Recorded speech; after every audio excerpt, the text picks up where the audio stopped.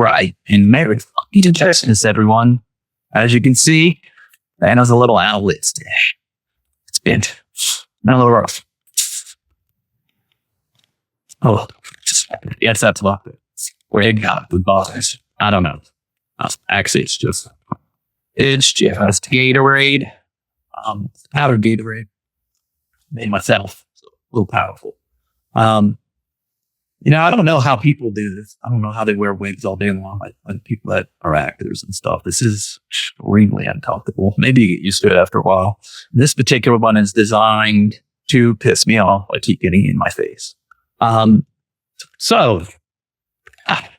Little person of fashion, move my stuff here. Just find Sandy, a little crunk with it. Anyways, sorry that it's been a little while since I've posted an actual episode. I've got a lot going on with work right now, and it has me pretty stressed out to the point where once again I went to the emergency room last night. It's kind of a wild thing. And I knew when I was younger that I did not mentally respond to stress that often. Like I wasn't someone that, if I was getting stressed out at work or in a personal relationship, I didn't really show it, right? And I didn't really modify my behavior per se based upon that latent stress. But eventually at some point, my body would start telling me that I'm stressed out, but I would start doing things that were very unusual at the time.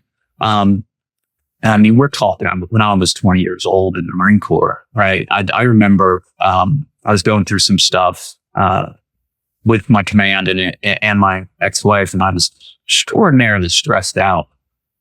And like I started having a couple of things that were happening that really point towards neuro, which, I don't know if maybe that was when the tumor started growing or not. But I would start to, the way I put it, forget to breathe, right? Like I just wouldn't be breathing. Like I'd have my jaw clenched and I just wouldn't be breathing. And I would catch myself starting to get dizzy. And I have to remind myself to start breathing. I also would get bloody noses, which now I know is because high blood pressure. And I would, I'd get these sort of burning sensations in various different spots, usually on my hands. And fast forward to now, and all that stuff happens now still, but with a lot more into a much greater severity. And it doesn't take much for me to get there, which is kind of a wild thing.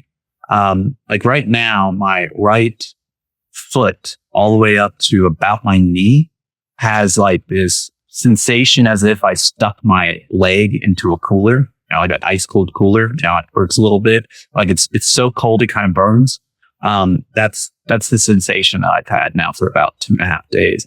And yesterday, because it was spreading from my foot all the way up to my knee, and I was having some other issues going on, for 2 or 3 days, I just couldn't stop vomiting.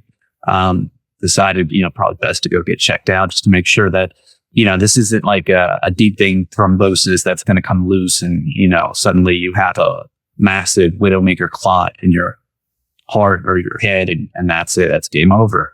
Or I wanted to make sure the shunt was still cooperating because there had been some weird things over the last week where, my spinal fluid leak's been coming out of the long nostril and just some stuff where it's kind of had me thinking that maybe the shunt's not cooperating or behaving, even though I probably had a CT on it maybe 2 or 3 months ago. So that's what they did. CT. They did shunt study. I haven't looked at the record yet for it, but I will.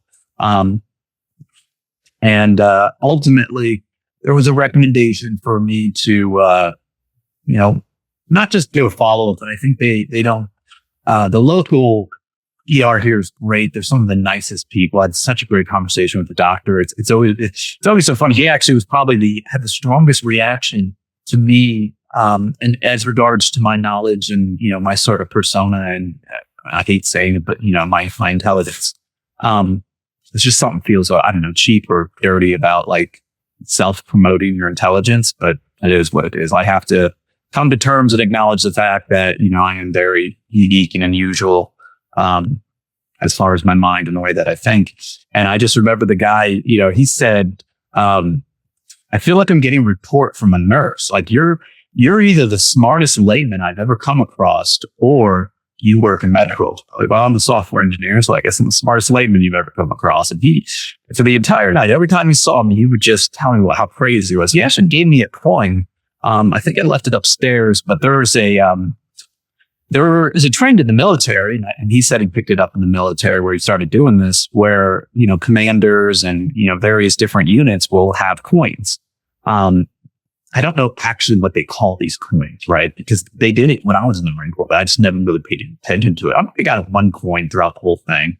But the idea was, if you got around, you were in the military for 20, 30, 40 years and you collect all these coins, by the time you got out, you would have this massive shadow box of all sorts of coins, and generals would have their own. Some politicians would have one, a base would have one, so they do up their own design and they hand them out to, various different people for various different reasons. Sometimes as an award for merit. Sometimes it's just, hey, you were here and you asked, so you get a coin. It's kind of a cool concept.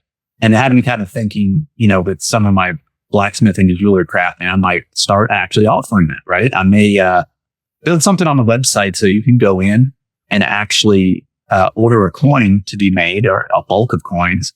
And, I'll work on a template, come up with a template that you like, and we'll turn it into a coin. And then there you go. I mean, I'm sure there are people out there that offer this service, but they're probably going to be much more expensive compared to what I'm going to do it for.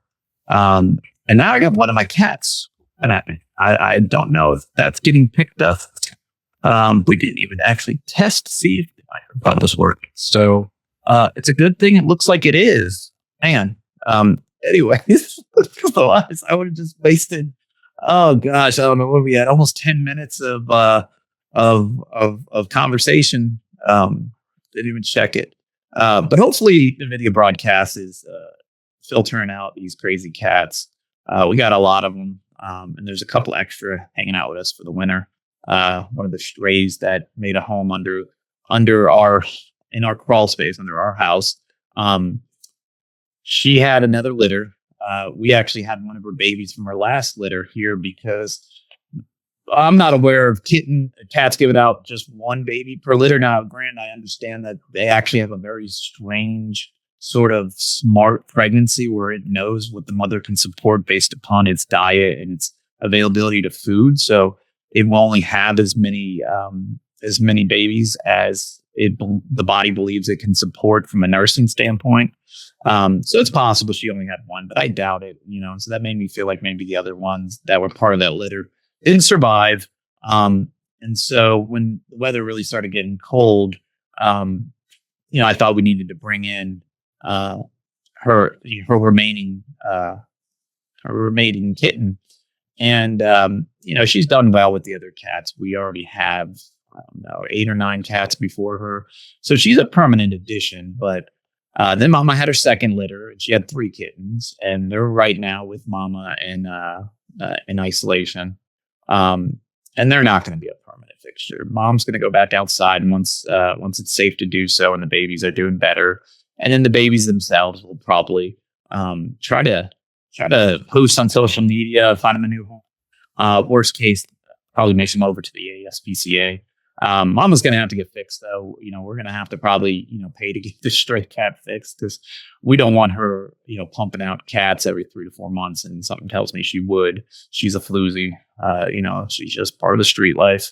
So not a big deal, but that's what we got to do. So there's your housekeeping items. Just haven't been feeling great lately. Lots and lots of stress at work. Some of that does sort of motivate today's conversation points. So the whole Santa falling on hard times isn't completely false, because times are always hard for me. That's just what it is. I'm not going to say it's falling on hard times. It's just, it is hard. My life is just a hard time. But thank you.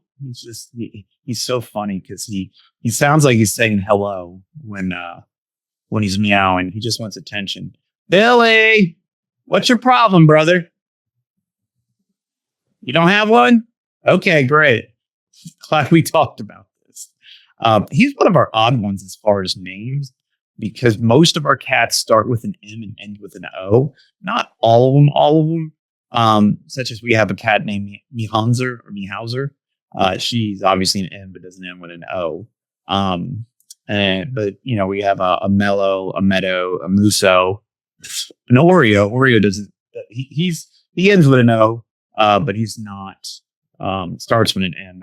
That one, because we sort of brought it together. My fiance, she'd always called her animals something that had something to do with food and ended with an O. And so that's why Oreo's name doesn't have an M. And then I always did an M, which is why Mihauser doesn't have an O at the end. But then, once we got together, all the new cats would combine the two. Now, Musa I had before her. Musa is my special little cat.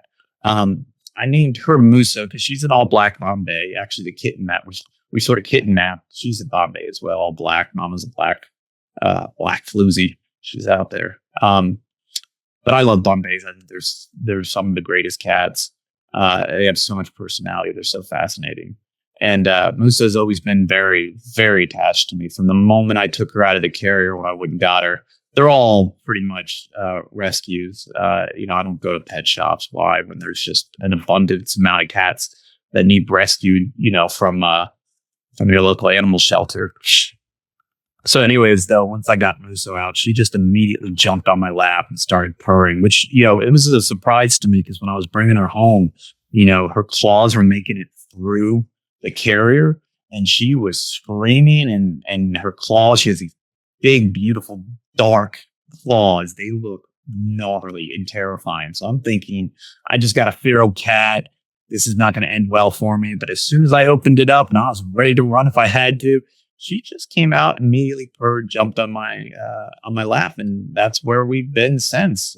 She's just the sweetest thing when it comes to me.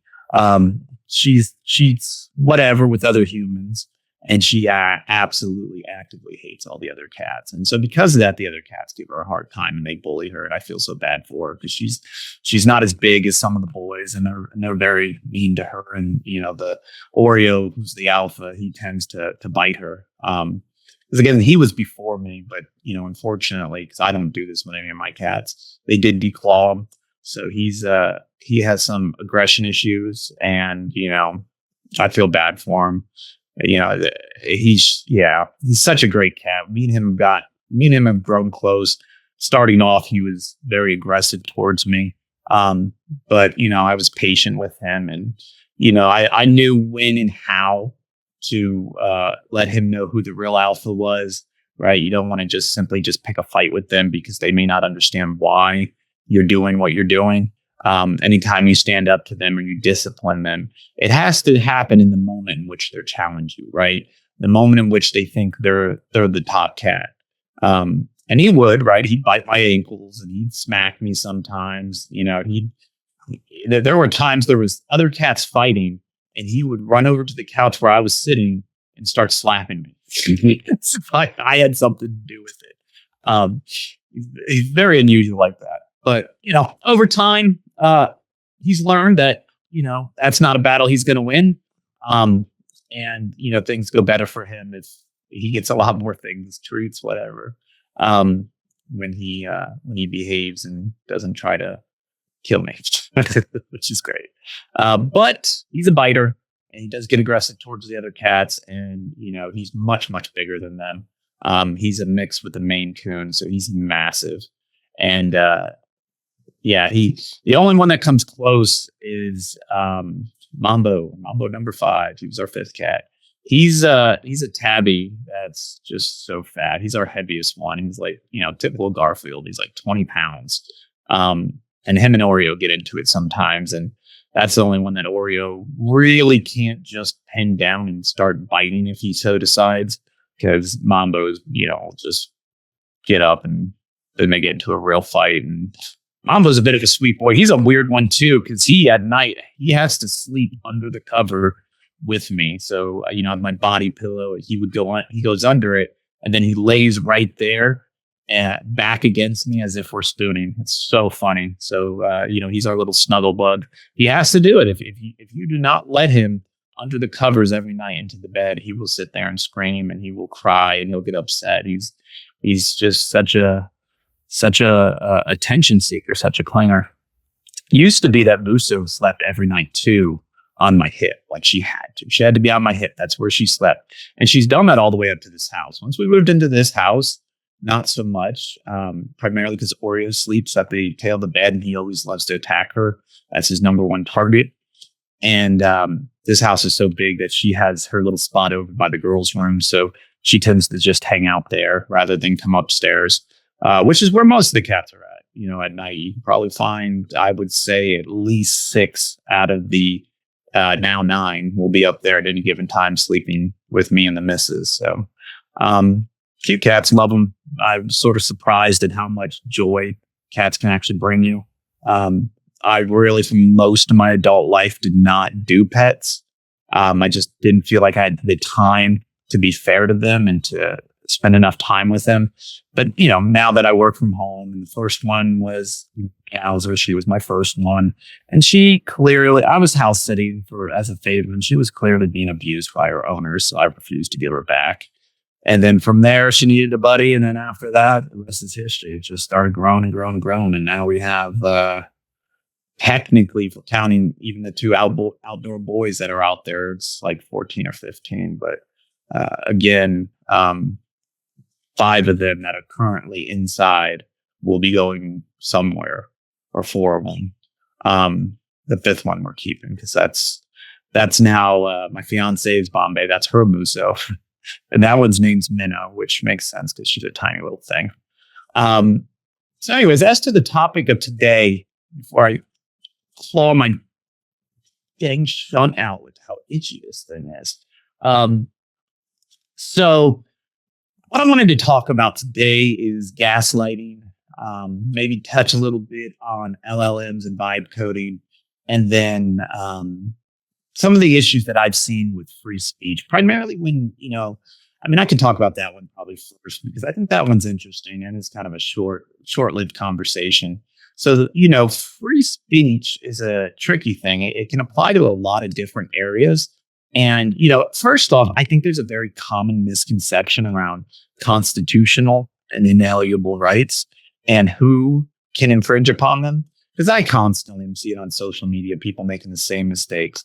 So first off, the first thing you have to understand is that only the government can infringe upon your First Amendment, right? So when people say, well, what about free speech, and the job play, or the Jimmy Kimmel thing, like that's not free speech. That has nothing to do with free speech.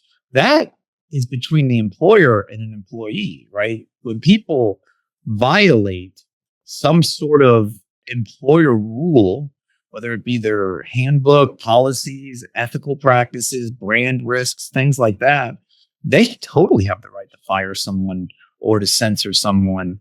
And you have a right to just not deal with it, right? To move on. The reason why it's government is because you can't select you can select a new government, right? To a degree, right? You can select some new leaders and have some ability, but you can't just simply say that the American democratic system isn't working. Let's replace it with something new, right? You don't have that option. Therefore, when it comes down to the government doing things, you're more restricted on how to deal with that from an alternative basis.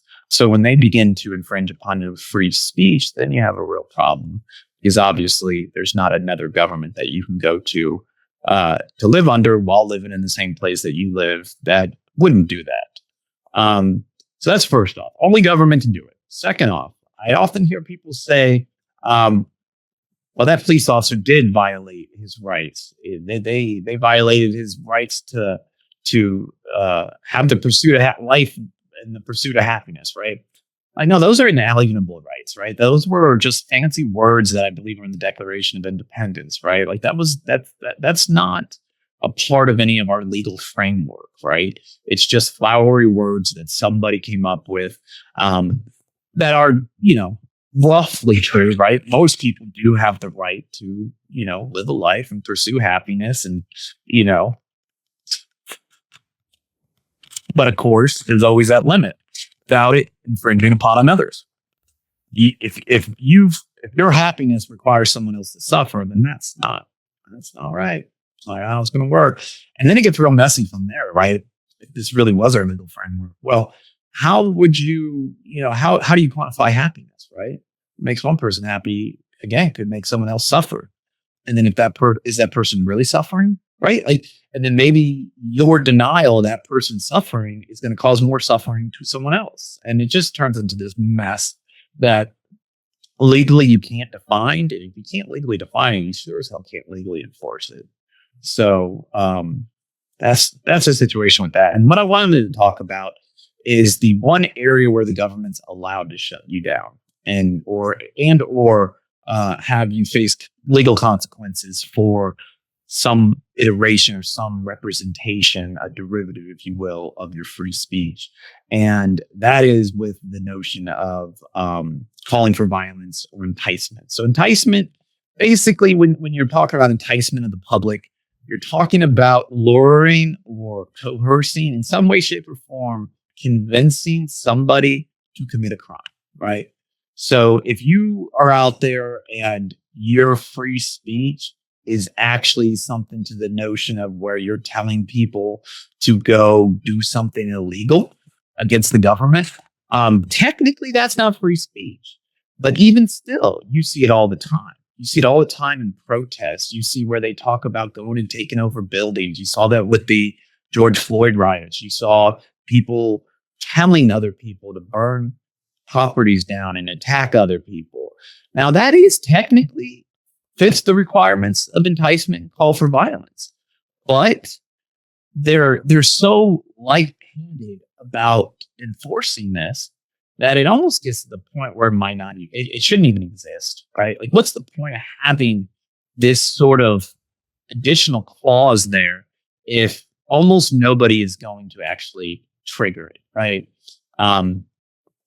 It's one of those things where, there's just some things out there that you can put a ton of effort into to produce a certain product, to have it certified as a certain thing, and they still don't certify it. So then you wonder, why does this certification exist, right? Why do you even have this process? Because nobody's going to qualify, right? No one's ever going to make it across the required threshold to make the definition stick. And so you really run into this problem in enticement, and I really see it with the streamers that like to call for violence. And, some of them have just outright said it as plain can be. And so you wonder, okay, well, that has to be it, right? Like that person just said, go murder someone. Like that was the exact words they used, right? Go murder this person.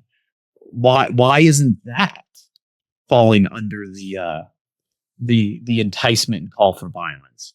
Well, because they say that you could take a look at what they're saying and understand that they're being hyperbolic, right? Or maybe the person comes back, and I believe in this case, this person did come back and was hyperbolic and said they were hyperbolic, that they didn't mean it. But it's like, I don't understand that, because to me, let's say that in this particular case, I'm talking about Hassan when he called for the murder of Rick Scott and many others. He's done it many times. But that one to me is pretty right on the point. And so the question has to be, if somebody can say that to some, on a platform where, they may be seen by millions and that statement may be heard by millions, why can't they do something about that? Well, because it's hyperbolic. But okay, but hear me out. What if one of his viewers did go do that, right? If one of his viewers went and attacked and either failed or succeeded to take the life of an elected official, who's at fault? Obviously the person who did it, right? But are you really going to still ignore what the source was? That he did exactly what somebody who we call as an influencer influenced him to do? Are we really just going to pretend like that didn't happen? Like that's not there? And it's real murky with how that would actually play out, right? They very well, I'm going to be taking this thing off here soon. This is getting a little ridiculous. Oh, white-haired. And make sure I throw it back on for when the missus gets home now, because she doesn't know I'm wearing it. It'd be kind of hilarious. But But anyways, so yeah, you run into this situation where, the government exists to protect the public, right? Like that's why we have them, right? If the government can't protect the public, then we have no need for the government, right? Like why would we, am I wearing the wrong ones? I think, yeah, I'm wearing my Ray-Bans. I was wondering why they felt different. I have two pairs of Ray-Bans and I have a pair of Ferraris, which, I love the Ferraris. I didn't even know Ferrari made glasses. And I don't think they do. I think they just license out their brand. Anyways, and I wear these when I'm doing a lot more work around the house, or I wear contacts because I don't care. I'm going to say I wouldn't care, but these are kind of old. I've had them for a few years, so they get scratched up. I'm not as upset about it. Anyways, so yeah, so if the government's job is to protect you, what are the two ways they can protect you? Well, I went through law enforcement training before, and I never made it, right, because of a variety of different health reasons. But I got close, right? I worked in a non-sworn law enforcement capacity in the security sector, and so defense, or I don't know what is the right discipline for this? Emergency management, law enforcement. The experts there sort of bifurcate down law enforcement into two spheres, right? Proactive and reactive. So your regular law enforcement, your 911 folks, those are going to be reactive, right? You're calling them after a situation happened or as a situation's unfolding. So the enforcement there is happening after the fact. You're going to enforce the punishment, right? You're going to take what the penalty is for violating that law, and you're going to punish them, right? And the hope is that, those punishments should be detrimental enough that it deters future acts from either that individual or other individuals. But it doesn't obviously work very well because, people that have chosen a life of crime, they're going to do it again. So on the other end, you have where most security tends to work, and that's in the proactive realm, right? It doesn't mean security's out there doing some minority report, predictive policing kind of thing. No, it just simply means that they're there to ensure the laws and the policies and the rules as it pertains to people and property is preserved, right? The idea is, the very first level of use of force in law enforcement and in security is presence. A lot of people don't know that, but it does make sense, right? Because if you think about it, if a police officer is standing next to you in full uniform, right? Full uniform, stand there, you hear a number radio go off and they're standing right there. Your behavior is definitely influenced, right? You're going to act differently by a law enforcement being there. No different with security, right? Like you have a security officer standing in the lobby watching everything that's going on. That's going to somehow influence how comfortable you are, your behavior. Maybe it makes you feel more comfortable, less comfortable if you're somebody who was planning to do something sideways. But yes, presence does have an effect. And in the case of security, their job is to kind of proactively deter crimes by being a witness, right? Or being somebody there that could stop you immediately. If you're going to rob a bank and that bank has security that's armed standing there, well, the moment you decide you want to try to rob the bank, it's probably not going to go well for you. So you're going to know that, right? You see the security, so now you are deterred. You never commit the crime you would have committed had the security not been there. Now, no one knows that, right? Like the security doesn't know it, the tellers don't know it, but you do, right? And so the belief is that by having proactive security and people in certain protective positions, that there is a certain level, a certain capacity of crimes that are proactively deterred. But as we know, most of it is reactively deterred, and the turds. And most law enforcement are actually really there to clean up, do reports, and make the person pay the price, but not really gonna probably save you. Sometimes they might get lucky and they might be saving you, but usually by the time they get involved, the deed is done. So how does that apply to government? Well, again, we're talking about proactive versus reactive.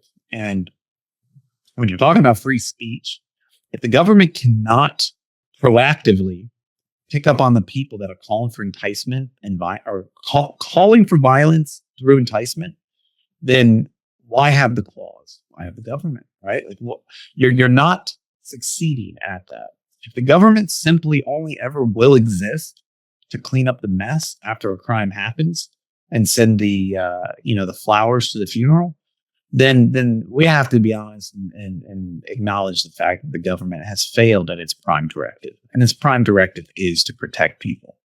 And when that's your directive, and you get a lot of limited options, right? You also get a lot of challenge and pushbacks where case precedence comes in with various laws. Most of the stuff that's made its way to the Supreme Court is now suddenly, federal law or protected concepts because the precedence has passed, right? And so things get changed based upon, has it happened before, right? So if a call for violence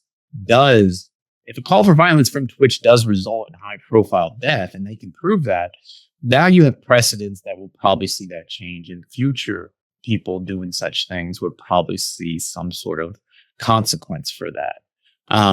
But because Twitch is still a relatively new concept, having podcasts and influencers and people running their mouths on it negatively and potentially in a manner that which perceived as violence, since all that's relatively new, the precedence isn't there. Therefore, how can they really act on it? And there's not a lot of, at least so far, there's not a lot of reason for them to. They've yet to have that situation occur. Once it does occur, though, yes, things will change. And that's sort of the, I don't call it a pendulum, but that's sort of the hourglass that is turned over for online content creation. We are just sitting here waiting. Time is ticking until something big happens in that sphere that will get legislation involved in a way that they've never had to deal with before, and it will completely reshape the landscape. And I'm talking, this has to be things that are bigger than when Emeru got sexually harassed at TwitchCon. It has to be things bigger than that. Because yes, she got sexually assaulted. It was disgusting. It's not okay to go up to somebody and try to kiss them, right? Under no circumstance. I think Johnny Somali did that too in a video. I might be mistaken. But when you kiss people, right, without their permission, that is assault, right? That is a form of sexual assault. And that is what happened to her, and it's very unfortunate. And from somebody that worked in protective services back when I was security, I was sort of shocked hearing the story and how Twitch did nothing. They failed to really get involved. Well, is that precedence?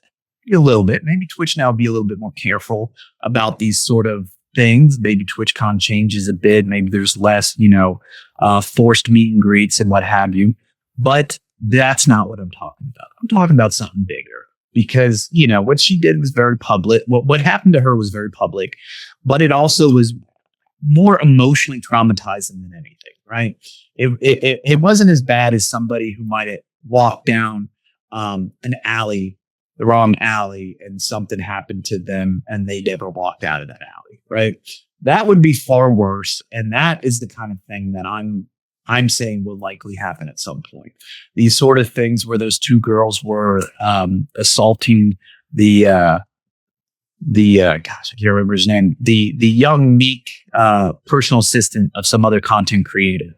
And you had these two they believed themselves to be presumably alpha females. I just felt like they were just sad cringe lords. They were assaulting him, and all this stuff sort of happened at the same time, but none of this stuff is big enough, right? Unfortunately, and I don't want to see it, right? But I just know that when you have a vacuum of policy, of practices, of resources being done to at the very most proactively deter something, it's only a matter of time that it happens, right? And then reactively, you're going to then build proactive deterrence. And that's unfortunate, but that's where we're going. And yeah, if they do decide to continue to let some of these voices scream on top of their lungs the belittlement of human life and the vilification of their political rivals, then yeah, I don't think we can particularly be surprised when things happen the way things happen, and why our society is so divided. And it is so divided. You just have to spend a little bit of time on X to know how bad it is.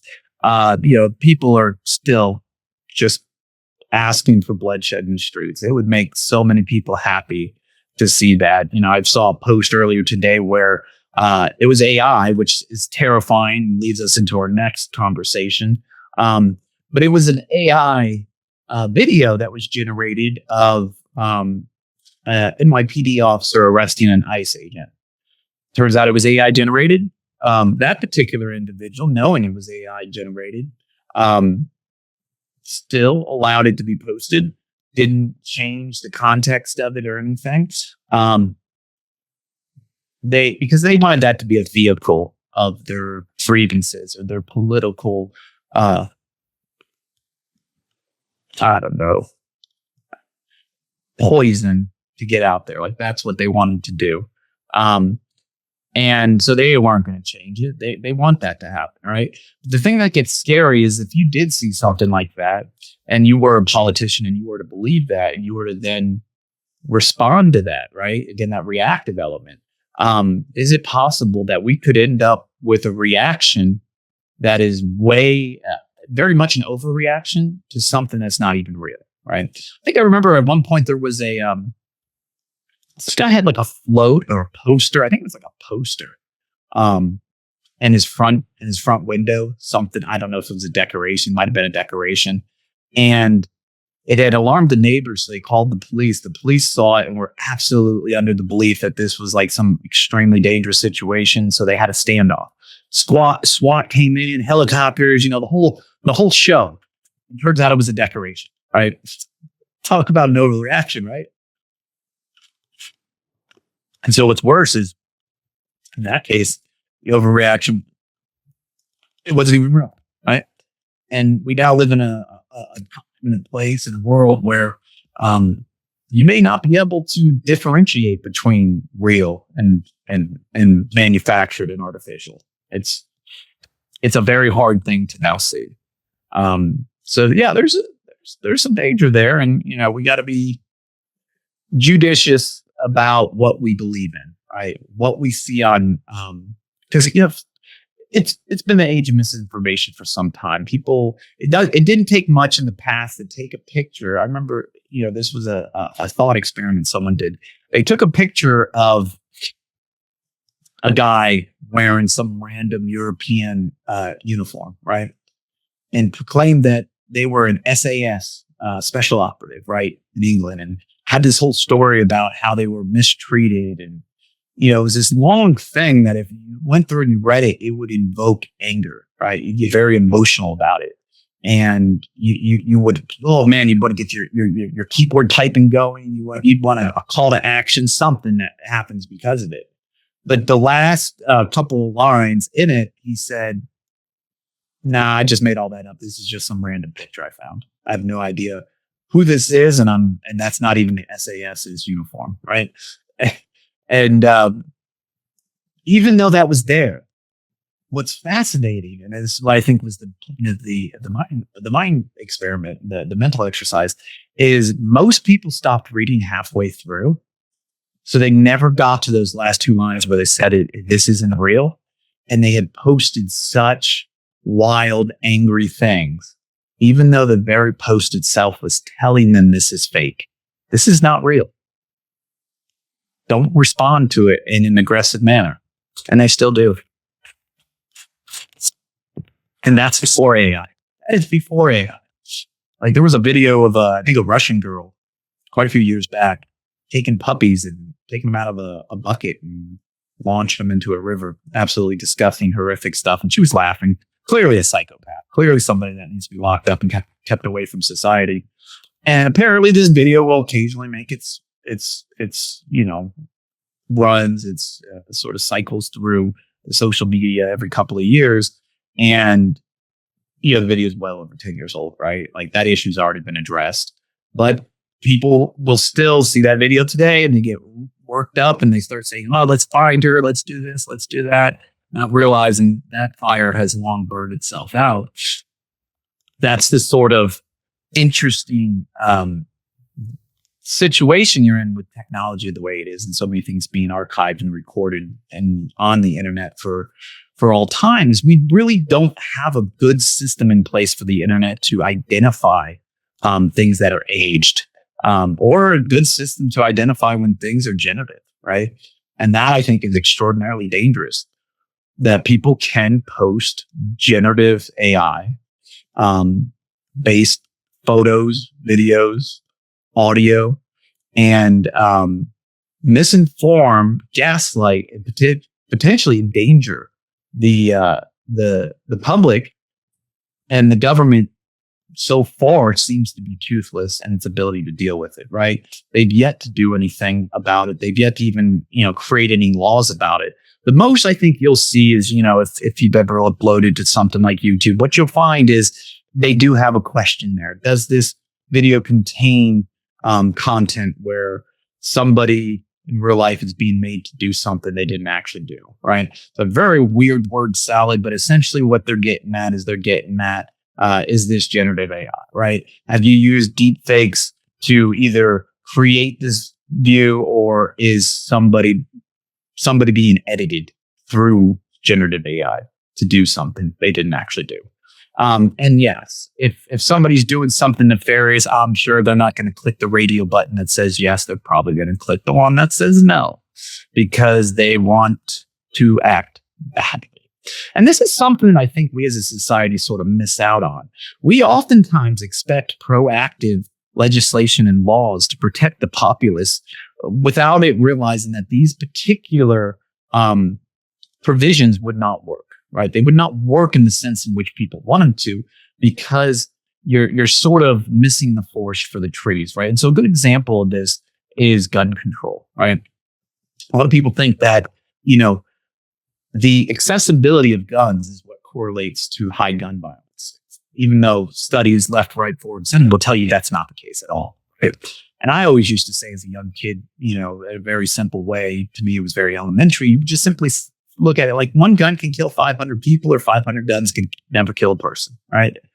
To me, it just never made any sense. Like, at a very superficial level, why would you say guns are a problem when the real problem is why you pick up the gun, right? Why do you choose to use the gun in some sort of violent act rather than how you committed the violent act? People will. I'm going to throw this back on in case she comes home and I'm not expecting it. I want her to be surprised by her homeless saying, how do I look? All right. But,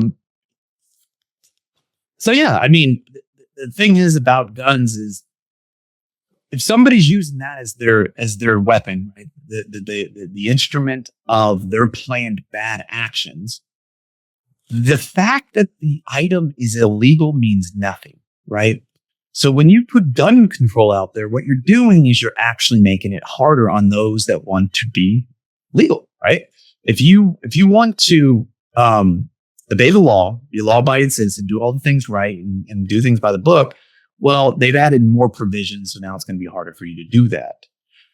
I have yet to see someone effectively demonstrate how increasing that level of vetting is going to turn into any tangible differences as far as gun violence.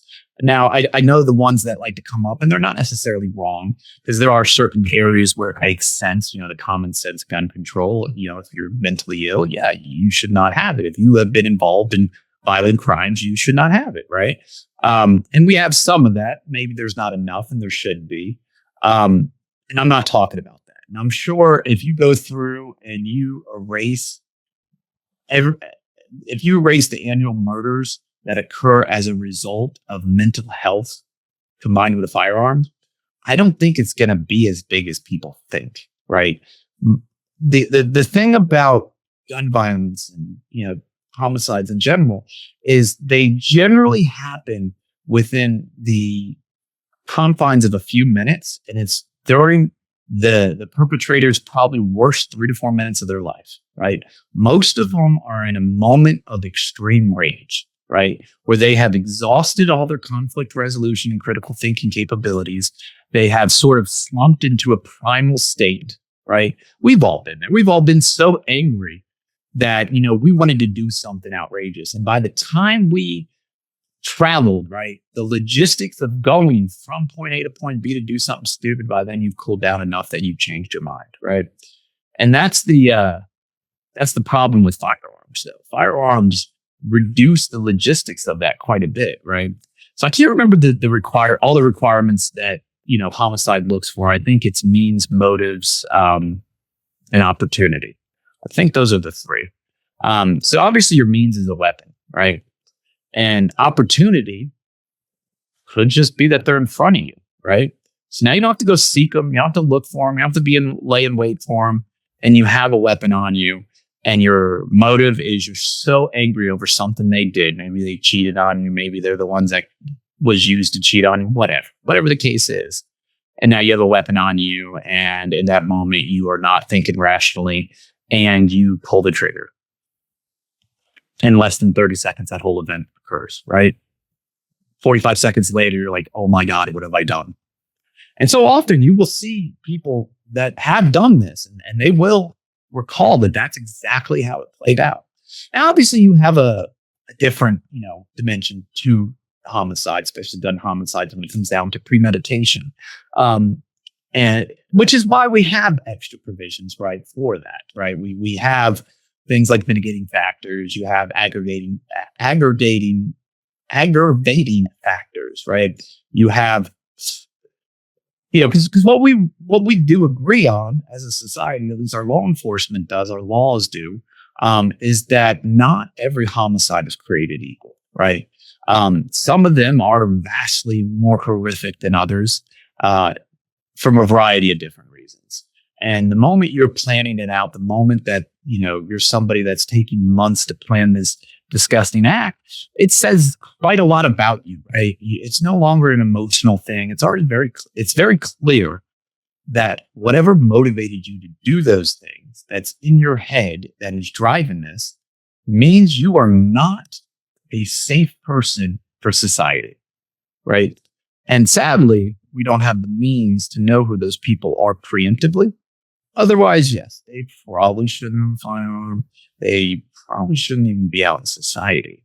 But we don't have the means to do that predictive policing. It isn't Minority Report. We don't have, telepaths and oracles that can see the future. And I know there have been a few law enforcement agencies that have tried predictive policing based upon algorithmic deductions, and I don't think that's gone down very well. I think they've gotten sued, the places that have done it, because you're making assumptions based upon somebody's prior historical behavior as to their future behavior.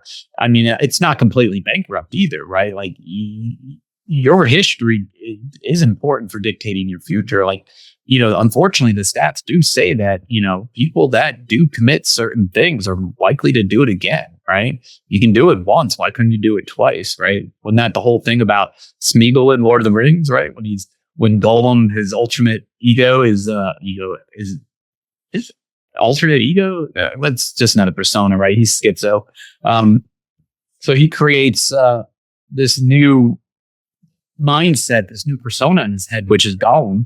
And, Smeagol, though, is this nice little timid, used to be halfling. And Gollum is the beast within him, the monster within him. And Gollum convinced Smeagol that Smeagol could do it, right?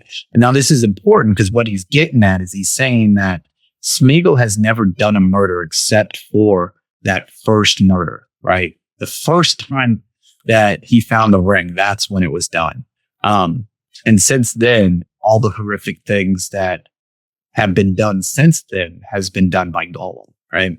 And so now Golem has to convince Smeagol, because Smeagol's in control of the body, that you have to do it. You have to be the one to commit this act, right?